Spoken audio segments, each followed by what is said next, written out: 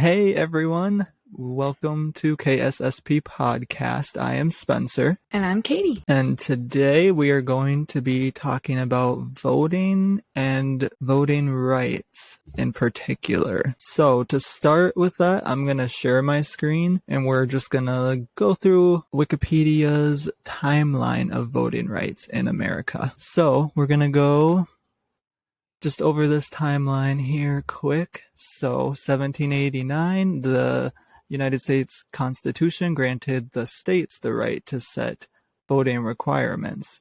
For most states, they did set the requirement that you had to be a white male property owner, but there were some states, and they're here, it looks like. So some states did allow Black males to vote, and then New Jersey also included unmarried and widowed women, regardless of color. And then we're just going to keep going through the timeline here. In 1791, Vermont was added, giving the vote to men regardless of color or property ownership. And then, as you can see, Georgia up here removed property requirement. New Hampshire removed property ownership as a requirement. So, in a sense, we could say for that time some states were trying to be, I don't know if I would call them progressive, but a little bit, maybe progressive for their time, you could say. I think it's just really important to kind of look and see voting rights in general. There were other parts that I wanted to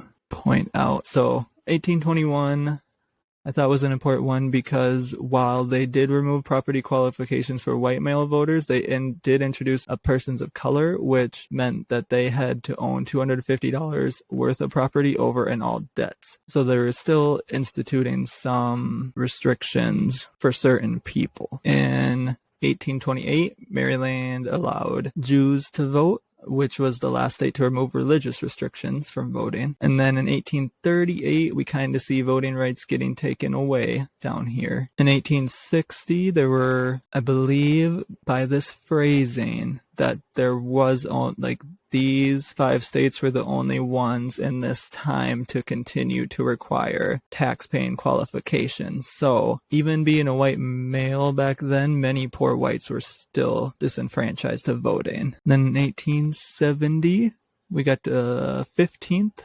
Amendment, which was put in place to prevent states from denying the right to vote based on color, race, or previous condition of servitude, but a lot of former Confederate states passed Jim Crow laws and amendments to effectively disenfranchise African American and poor white voters through poll taxes, grandfather clauses, and literacy tests, and other restrictions too. So even though we had that amendment, they still found a way to make it hard for these people to vote. And looking through the history, you can really see how centered around capitalism our voting system is. How centered around property and also race as well, obviously, but very centered around how much money you have. I think this one's important. 1876, Native Americans are ruled non-citizens and ineligible to vote by the Supreme Court of the United States. I feel like sometimes we think the Supreme Court nowadays can seem regressive, but I think if we look at the past, it just kind of shows how they have always kind of stood on the side of, I would say, the elite in a way. Definitely. And then you can kind of see in some states women are losing their right to vote, and in some states women are gaining their right to vote. So it's always been a fight for our right to vote. So I think that's another important thing that I want to point out, that it may seem like voting, I feel like there's a lot of apathy to voting, and it may seem like voting is a chore almost, but it is very important because of the fact that all of these people have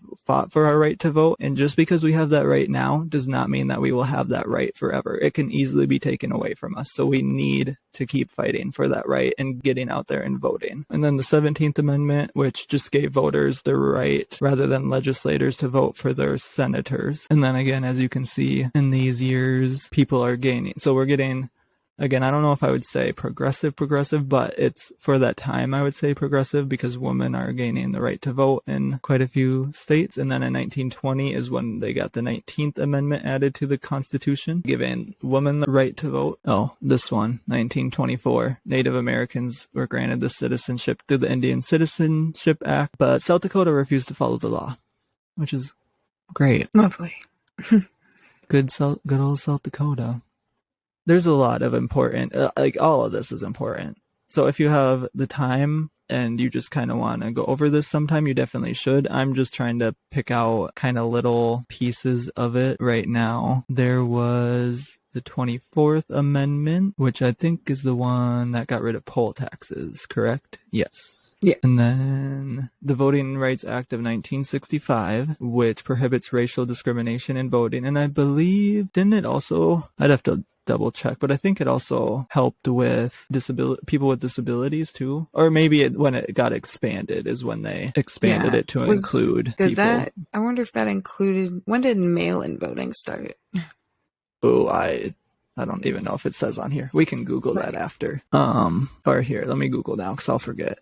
During the Civil War. Interesting. Yeah. Oh, okay. That makes sense because they were in battle, so they couldn't go to the polling booth. Interesting. That makes sense. Interesting. But, yeah. We got the 26th Amendment, which gave the right to, I think, age at least 18 years old. So that gave people 18 and older the right to vote. Because I think before was it 21 or was it 22? Adults aged 18 through 21 are granted the right to vote. So I'm guessing there must have been like 22 or something or maybe it was 21 and it's just I don't know. But basically they added that amendment to give young people who could be, and I believe it was during the time of the Vietnam War when children were young people, not children per se, but young people were going over and fighting a war, but they had no representation in government. So yeah, we were able to get that 26th Amendment granting them the right to vote. And then, so here it looks like they modified the Voting Rights Act to like add more languages so that people could vote. Because if you don't fully comprehend the language, it's hard, obviously, to vote and vote with proper knowledge, I guess I would say. And then I would say maybe it was in 1974 when they started felons finally were starting to be given the right to vote. Slowly. That's been a slow. Yeah, they're still working on that in some states. Yes.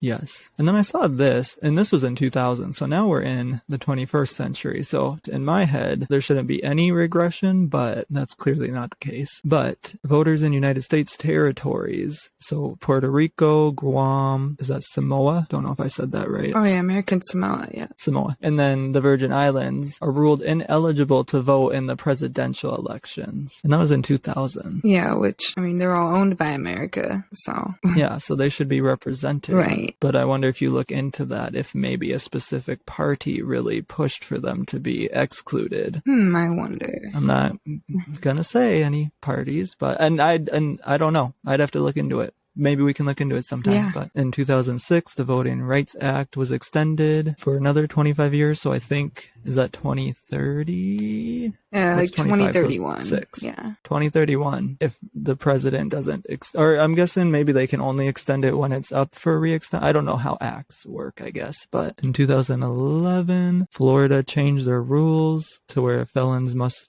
I guess I don't know if they were. So yeah, it looks like in 2007, they restored voting rights for most nonviolent people with felony convictions. But then in 2011, they changed it to where they have to wait 5 years and then apply for their right to vote again. And then if you look up here, Iowa, in 2005, Iowa restored the voting right of felons who completed their prison sentences. But then in 2011, they reversed that rule, allowing felons who have completed their sentences to vote. And 2016, it says California allows prisoners in county jail to vote, which I think is interesting. Yeah. And then in 2011, Texas passes one of the most restrictive voter ID laws in the country, but luckily it was blocked by the courts. And then in 2013, the Supreme Court ruled that Section 4B of the Voting Rights Act was unconstitutional. And then in 2013, North Dakota passed a bill which, if I remember correctly, I looked it up, but that bill basically it attacked or went after Native Americans because it did not allow anyone to vote who does not have an address. But that also disenfranchises homeless people as well. So I think that's also important to point out, is that we are still disenfranchising a bunch of people when they, and I guess we'd have to double check the law to see, maybe they put a clause that if you were homeless you could, but that wouldn't even make sense. I just think that an address shouldn't be required to vote. You don't think it should be? No, not at all. I don't see why it would be. Because then what about the people who are full-time travelers and don't technically have an address? Do they just not get a vote either? Right. Like, that doesn't make any sense. But then, yeah, California. So, again, there are some progressive states, which is good. But as we've seen in history, just because a state is progressive at the time doesn't mean they can become regressive either. So we still need to always be mindful and keeping an eye on our rights in a way. Yeah. And then I know... And protecting them. Yes, and protecting them. So, but then I did want to say that in 2018, I think Florida did give back some of those rights to felons. Like, I think they... It says in some cases, yeah. Yeah, in some cases. So a tiny bit. We'll give them a little bit of credit there. And then where is it? I know there is one. So I think in 2020. So this is recent. So again, a bunch of felony laws. And I think these are... Oh, I guess Iowa did give them, again, with restrictions. But in 2020, North Dakota did reach an agreement with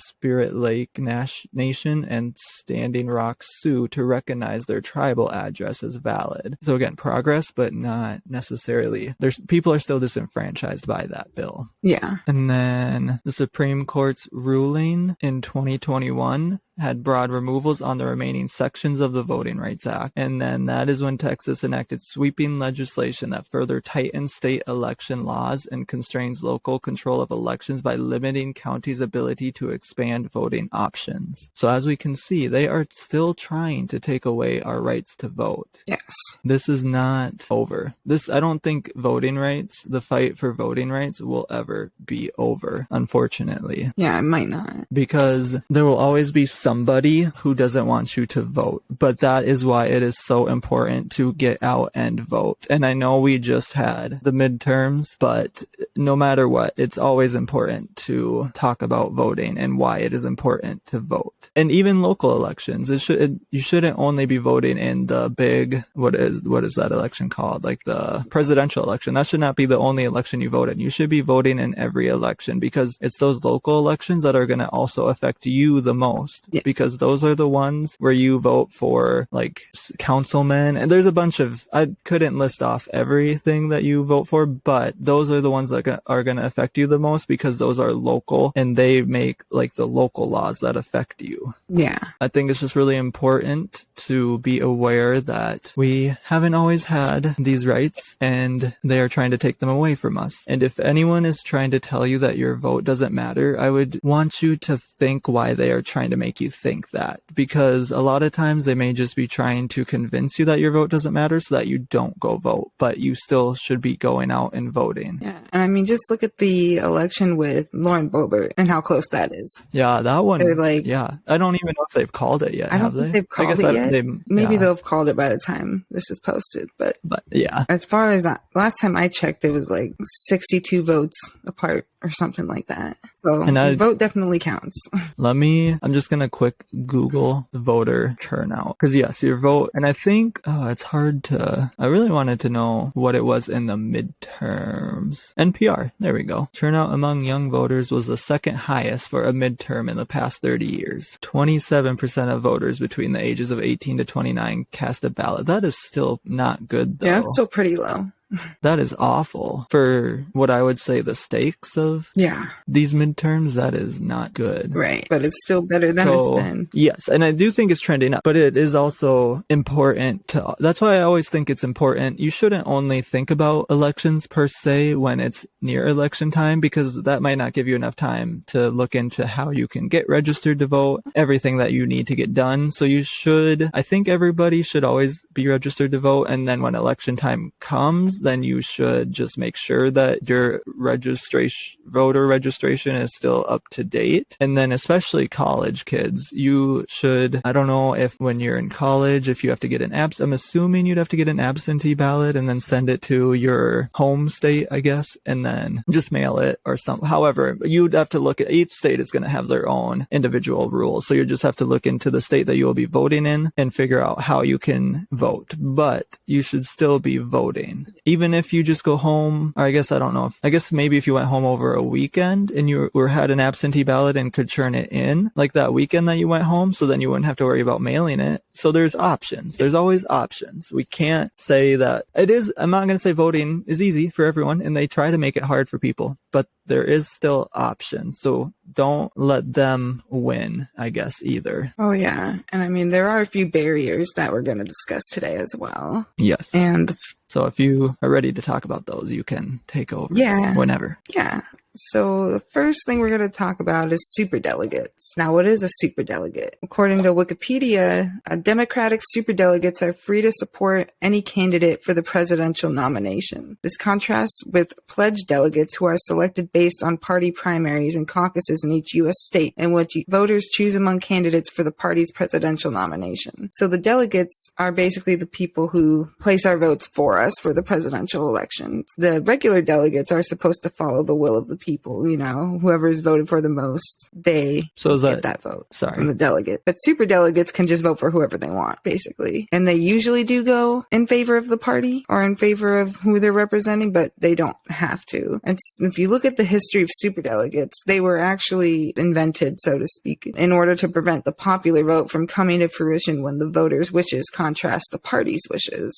And their sole purpose is to give party leaders more control and take away control from the constituents. And so that is one thing that we really need to look at. Do we even need delegates in our voting system? I don't think we do. I think votes should be based on the popular vote. I don't think. Yeah. It should be separated into delegates, because then we get elected leaders who did not win the popular vote, but won the vote of the delegates. So, are delegates presidential? Like they it's for presidential vote? Like, is that part of the electoral college? Yes. That whole system? Yeah. Yep. So you said so there's two different kinds of delegates? Yeah, there's the regular delegates, there's just delegates, and then there's super delegates. Okay. And delegates are elected, I think it said, but super delegates are just like anybody. Not anybody, but like past presidents, for example, have been super delegates. And each state has super delegates and delegates, or they have either delegates or super delegates? Each state has delegates. I don't know for sure if each state has super delegates or not. I would have to look that up. But they only come into effect for presidential elections, correct? Am I understanding that correct? Yes. Like they couldn't step in like a governor election or Senate election or anything like that. I don't think so. Okay. But still, it's just another way that they can take away our voting power. Exactly. And another thing they like to do is gerrymandering here. And I've actually got a little video that'll help visualize this for us, maybe explain a couple things. And I am going to share my screen. So this is Gerrymandering: How Drawing Jagged Lines Can Impact an Election by Christina Greer on TED. Most people have heard the word gerrymandering once or twice, probably during a presidential election. What exactly is gerrymandering? Essentially, it's the process of giving one political party an advantage over another political party by redrawing district lines. It's like Democrats trying to gain an advantage over Republicans, or Republicans trying to gain an advantage over Democrats. You see, each party wants to gain as many districts as possible so they can do things like control the state budget or set themselves up to win even more districts in the future. So, to understand how this process began and how it continues today, we must go back to 1812 in Massachusetts. Elbridge Gerry, the governor of Massachusetts, supported and signed a bill to allow redistricting. That is, redrawing the boundaries that separate districts. The catch?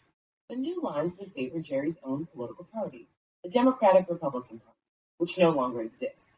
You see, Gerry wanted his party to win as many state Senate seats as possible. The more members of your party who vote, the more likely you are to win an election.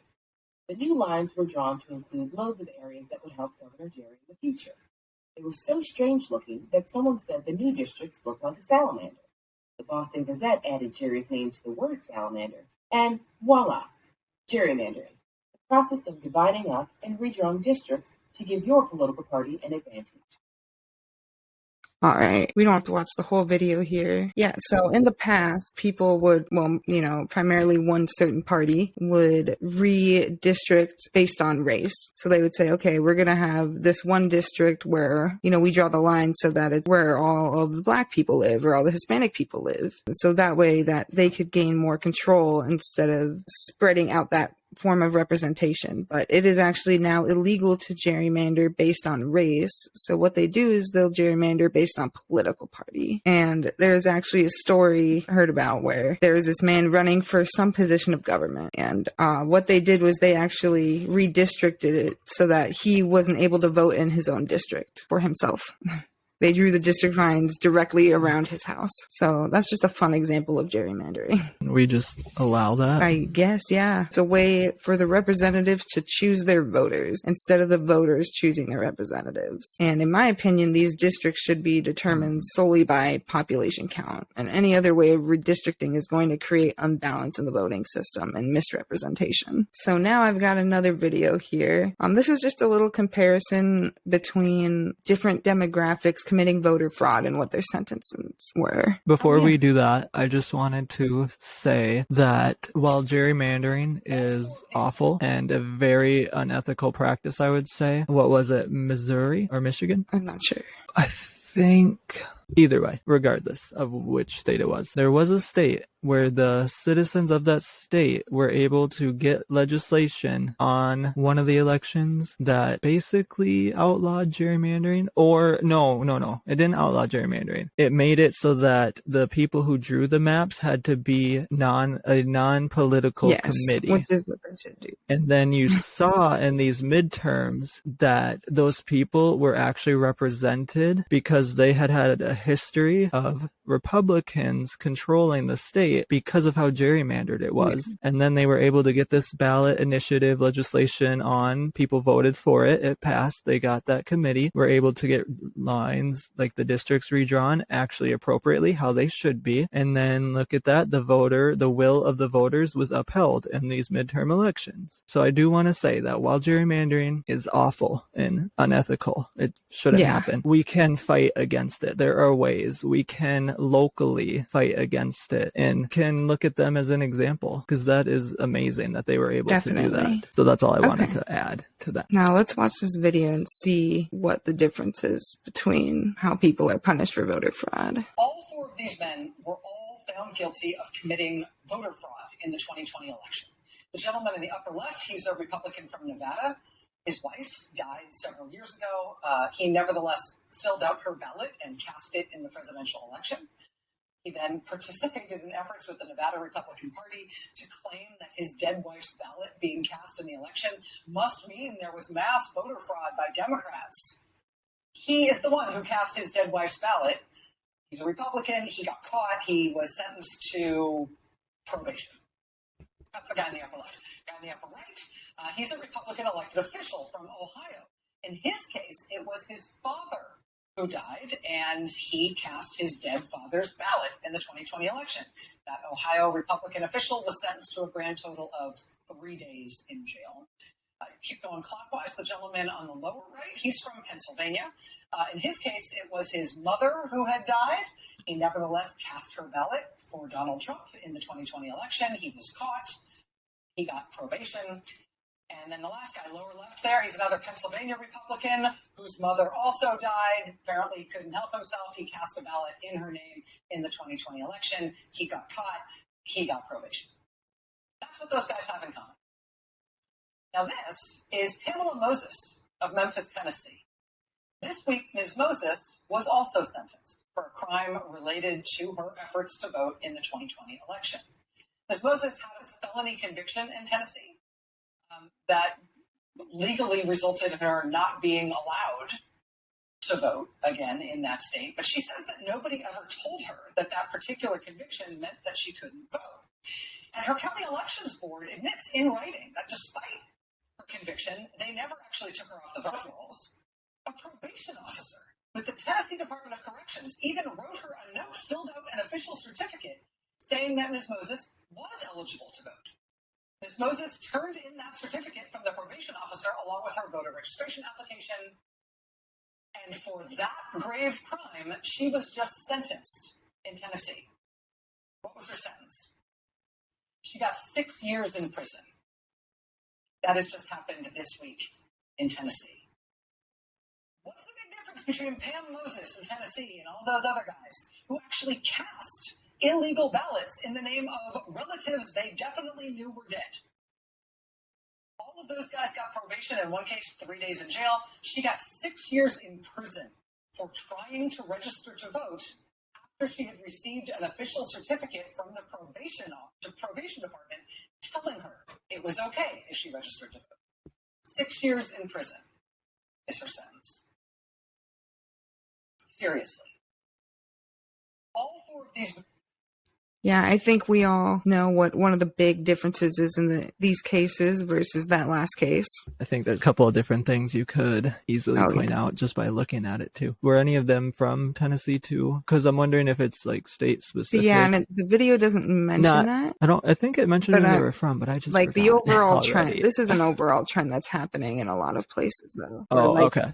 There's states where white people, usually conservative, committing voter fraud and, just getting probation, whereas they're, felons, oftentimes, black people, but, not just black people, but just felons in general. And they're getting, years and years in prison for something that they were told they could do. They had a voter registration card and everything. And you show up to the poll, you cast your vote, and then it's declared fraud because of some last minute government decision. They don't even inform you that your voter registration isn't valid. And they keep you on the voter registration list and everything. So how are you even supposed to know? And I mean, there's not even a reason someone who served their time shouldn't be able to vote anyways. If you've served your time for a crime, even if you haven't, I still think people who are in prison, people who are felons still on probation even should be allowed to vote. At least if they're nonviolent. I agree with that, because they are, just because they're in prison doesn't mean they're not affected by American they're the laws. Most affected. So they have, so they should have a right to vote for things that are going to affect them. I know in the midterms that a lot of states were banning slavery, like felons being slaves. Yeah. But even with them working, they're still paying taxes. And they're getting paid a shitty wage, but they're still paying taxes. That's basically taxation without representation. Still pay taxes whether you're a felon or not, whether you're on probation or not, or parole or whatever. You're still paying your taxes. So I don't you still deserve representation. But the thing is, the more you give felons the right to vote, the quicker it is to dismantle the private prison system, and people don't want that. So for whatever reason, whether it's money or greed or just a misunderstanding of the justice system, a lot of people don't want that, but it is necessary for progress. Yeah, I would say a lot of it, like you mentioned, is misinformation, though, for sure. Propaganda, misinformation. Because I'm pretty sure if most people spent probably a day in the prison system, they would be all for reform. Oh, yeah, absolutely. Yep, I can tell you from my own experience. And look at that. I use the word reform. We're not getting rid of anything. Exactly. Just reform. We're just changing some things. Reform is okay. Change is good. We don't need to follow archaic systems anymore. We can grow as a society. Yeah. That's okay. It's scary, but it's okay. We'll be okay. Yeah, and then another thing I wanted to mention was voter ID laws.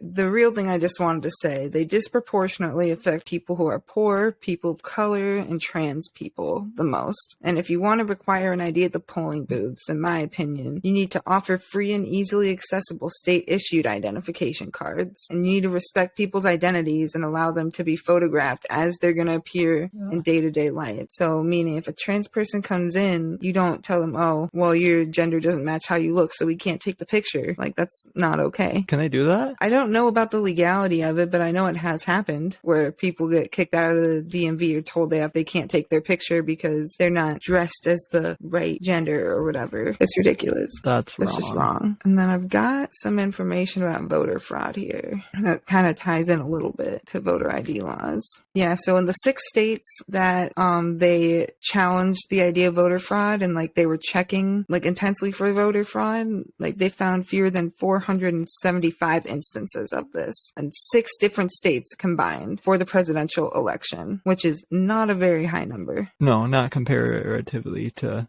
population, obviously. Right, exactly. Yeah, voter fraud is virtually non-existent, said George Christensen, an election clerk in Milwaukee, where 5 people statewide have been charged with fraud out of nearly 3.3 million ballots cast. I would have to venture a guess that that's about the same odds as getting hit by lightning. Yeah. This whole idea that there's so much voter fraud going on in the 2020 election is ridiculous to me. And I've seen on like TikTok so many conservatives admitting that they committed voter fraud. And I'm pretty sure I saw one lady who was like, oh, well, Trump told me to vote twice, so I did. And it's like, what? You're screaming voter fraud, but you're committing it? How does that make sense? It's just that funky cognitive dissonance. I guess they're not lying because there was voter fraud, but it wasn't the Democrat. I mean, I'm sure there were some Democrats, like maybe a couple who did. I'm not saying there were not, because I don't know every single instance of voter fraud that happened, but it's such a small number, and it's so much proportionally more so,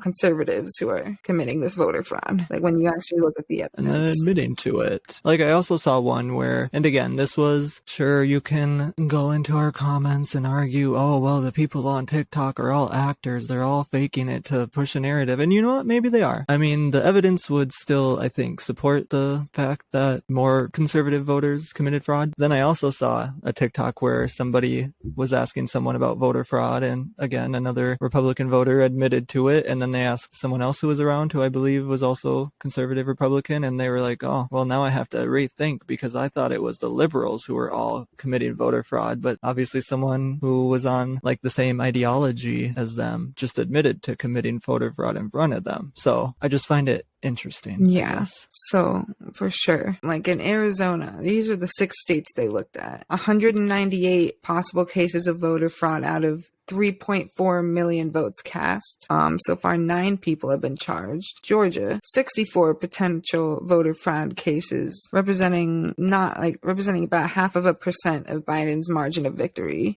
31 of them were determined to be the result of administrative error or some other mistake, and not actual voter fraud. And they're currently reviewing about 20 cases, it says. Michigan, 56 potential instances of voter fraud, representing like not even 0.1% of Biden's margin of victory. The bulk of the cases involve 2 people suspected of submitting about 50 fraudulent requests for absentee ballots. So this is really 2 people. Like there were only about 6 other potential instances of voter fraud besides the 50 committed by these 2 specific people. And then Nevada, between 93 and 98 potential fraud cases out of 1.4 million ballots cast, representing less than 1/3 of 1% of Biden's margin of victory. 26 possible cases of voter fraud in Pennsylvania, representing 0.03% of the margin of victory. Wisconsin, 31 cases of potential fraud, representing about 0.15% of Biden's margin of victory. And they declined to bring charges to 26 of those cases. So really about 5 cases left in Wisconsin. So yeah, like looking at these numbers in comparison to like everyone who voted, it's really a non-issue. And it's just so insignificant that voter IDs laws, they seem to serve more of a purpose of restricting the right to vote, which is a right. It's not a privilege. It is a right for certain minority groups more than it actually helps prevent voter fraud. So that is definitely something we need to look at. It seems that this voter fraud is an excuse to try to get Trump back into office, obviously, which did not work.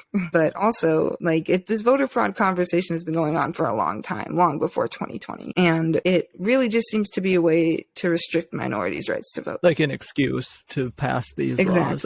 Like a narrative. It's a narrative. To emotion. They're just trying to push something. That, like fear mongering. The fraud we do want to catch, whether it's conservatives or Democrats, liberal, whatever, whoever it is, we want to catch that. But as you have shown with these, it wouldn't have changed the outcome of because what was like all these are like 1.9%, 0.04%. Yeah, of the margin of victory, not even. So it wouldn't have changed anything of the margin of victory for Biden. So like, yeah, so it does happen, but it is not as serious of an issue as some people make it out to be. Clearly, voter ID laws aren't going to fix this.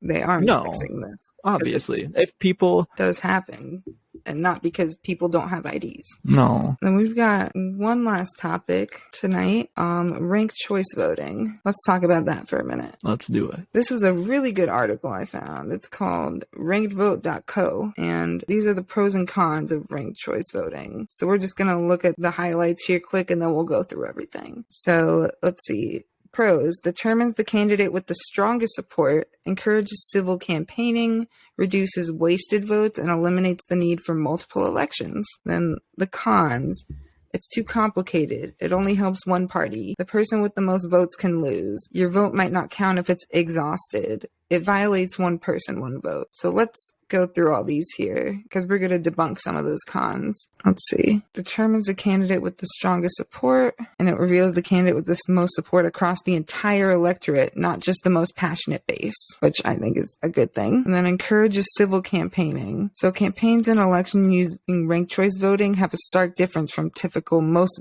votes wins elections. Playing for second place is a viable strategy. So this reduces the incentive to go scorched earth on an opponent, meaning like we're not going to do all these attack ads. We're just going to try to be the best candidate we can be, and if we don't get first, we might get second. So we got to keep our reputation strong. What state is that they had to do the runoff in? Do you remember off the top of Georgia? your head? Are you talking about this recent one? Georgia. I bet. Yeah, Georgia. Yeah. I bet they're getting hit with a million political ads right now. That would be, I just hate political. They're a waste of our, I mean, I guess I hope they're not taxpayer funded. They're donation funded, I believe. Like sometimes, or usually it's really people just have a lot of money to spend.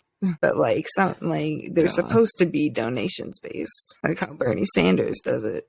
Yeah, I don't think he had a huge amount of money going into politics, but he's been running on constituent donations for a long time. Then let's see, reduce waste votes here. Votes no longer have to play pundit when voting, gaming out who is the most electable, and then strategically voting for that candidate. Instead, voters rank their most preferred candidate without fear of wasting their vote. If the preferred candidate isn't viable, the candidate is eliminated and the votes move to their second ranked choices. There's no penalty for voting for whom you believe in, even if that candidate is not the most likely to win, which is probably my personal biggest passion about ranked choice voting. Is like it gives more option for third party candidates to actually hold seats in office, which I'm not saying, third party is always better than Democratic or Republican, but I like the idea of having more diversity in our government. And more people could run independent too, which would be amazing just in general, because we shouldn't be voting party just because it's a party. Like just because someone has an R behind their name or even a D behind their name does not make them the best candidate. Yeah. And I feel so we should be voting on people based on their policies and what they stand for, not just on their party lines. And we should all be looking into all of the candidates we are voting for. And unfortunately, right now, at least for people on the left, voting is more of a preventative measure than actually voting for what you're passionate about. It's more, my human rights are about to be taken away, so I better vote for the person who's not going to do that. It's not, I'm really passionate about this candidate, so I'm going to vote for them. Nope. Or like, I have to vote for the Democrat so the Republican doesn't win. I can't vote for the third party because then that's stealing votes in a single vote election system versus ranked choice voting, where you can vote for your third party candidate and then you can also vote for, one of the two party candidates for second place. I feel like it's hard to explain like in your head, but once you draw it out, it still can be a difficult system, which we will obviously talk about, and it's too complicated. But like you have said, it's so important because it allows you to vote for independents and third party choices while still not feeling like your vote is going to be thrown away because your vote will still count. All right. And it also eliminates the need for multiple elections. In elections that have runoff requirements, ranked choice voting allows a winner to be found in a single trip to the poll for voters. Another name for ranked choice voting is instant runoff. It saves money for the jurisdiction, reduces hassle for busy voters, and removes the distortions caused by differing electorates between the general election and the typically lower turnout runoff. So, which would probably save us taxpayers money. Exactly. And I know some people are fiscally conservative, I guess. I think everyone wants to save less taxes. Your taxpayer money. Well, unless it means more benefit. But even still. Yes, exactly. That's another topic that we could discuss more. Yeah. So on to the cons. People say it's too complicated. Yeah, but it's not that much more complicated. It's not too complicated that it becomes a barrier to voting. And this is borne out in the data. And the decades that ranked choice voting has been used in the U.S. election, turnout and ballot completion have not been negatively impacted. On Alaska's 2022 congressional special election, 73% ranked more than one candidate, 85% found ranked choice voting simple, and 99.8% of votes cast were valid. And then in Maine, turnout for both 2018 and 2020 elections were higher than the previous comparable elections. And you can always see exactly how it works on their website as well. And then saying it only helps one party. Yeah, this I agree with. It's natural for losing campaigns to cast blame on anything other than themselves. Ranked choice voting, when used for the first time in a jurisdiction, can therefore be a scapegoat for explaining why our candidate lost. Like when Republicans lost U.S. House seat in Alaska in 2022, notable party members declared ranked choice voting as rigged and weird. Weird. Let's see. Ranked choice voting doesn't structurally favor any particular party, but it does put pressure on the status quo. That's why you see those that benefit most from the status quo resisting, criticizing, and scapegoating the reform. If there's any group that's favored by ranked choice voting, it's the voters.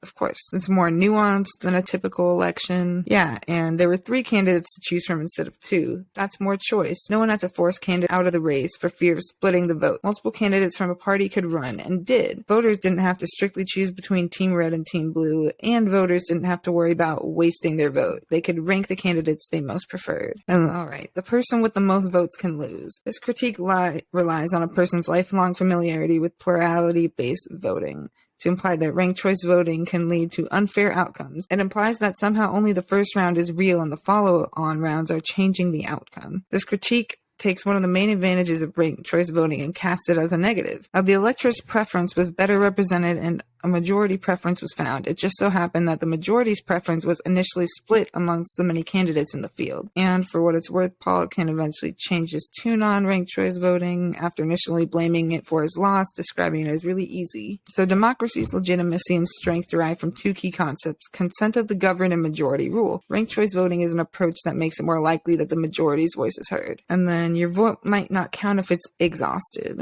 An exhausted vote happens in ranked choice voting when all of the candidates a voter ranks are eliminated. At that point, there's no stated preference by the voter amongst the remaining candidates, so the vote doesn't go towards any of them. In Cohn's definition, an exhausted vote no longer factors into the election, and for him this becomes problematic when a voter does not rank the candidates that happen to be in the final 2. Had the voter known who those final 2 would be and selected between them, the outcome of the race might have been different, which I don't understand because you're ranking them in order already, so I don't see how it would be different. Well, I think, so that's the one that I saw in the video where it, like the other video that I watched, where it had 5 candidates, but only gave the voters 3 ranks. Okay. So then they couldn't. So then those 2, like if they didn't rank C or D, then those 2 were one of the 2 that won. So if they would have known that those 2 would have been one of the ones that were going to win, they would have chose one of those 2 as their like they would have chose their favorite out of those 2 versus, but that to me still isn't ranked. Like, why would you not get, if there's 5 candidates, you should get to rank them 1 through 5.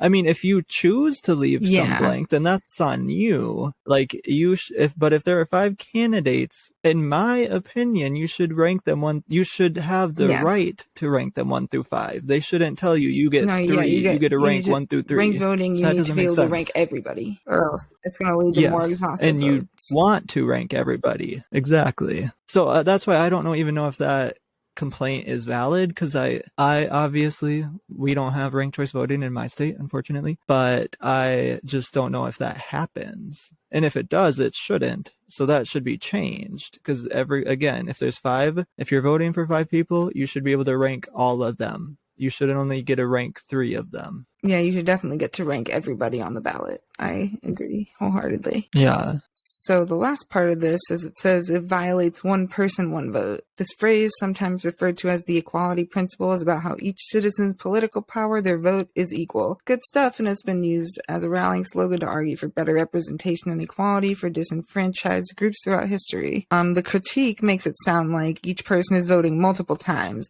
an election with 5 candidates, the ballot is mistakenly claimed to have 5 votes. In reality, what ranked choice voting does is clarify the voter's preference among those 5 candidates of who should receive the voter's 1 vote. Applying this critique to ranked choice voting is a bit disingenuous, but it does happen. One person will vote about fairness and representation. Ranked choice voting makes it more likely that each voter's views are represented in the eventual winner. No person's vote is ever applied more than once. Yeah, ranked choice voting gives each voter more representation on the ballot, and it really puts pressure on the status quo, which is really what America needs to start doing more, is putting pressure on the status quo. This is going to change everything if you change the status quo. That's the whole point. Yeah, but again, change is good. Good change. Change is not scary. Like, okay, it's scary, but that doesn't make it bad. Scary things aren't always bad. How many, do you still have that poll? I just wonder how many states have ranked choice voting. Like, you don't have to share your screen, but I'm just curious how many states have implemented it. I know Maine and Alaska. I think Oregon might have too, maybe. Let me look it up. Okay. And I know some states only do it for certain types of elections too, I believe. So not for every election.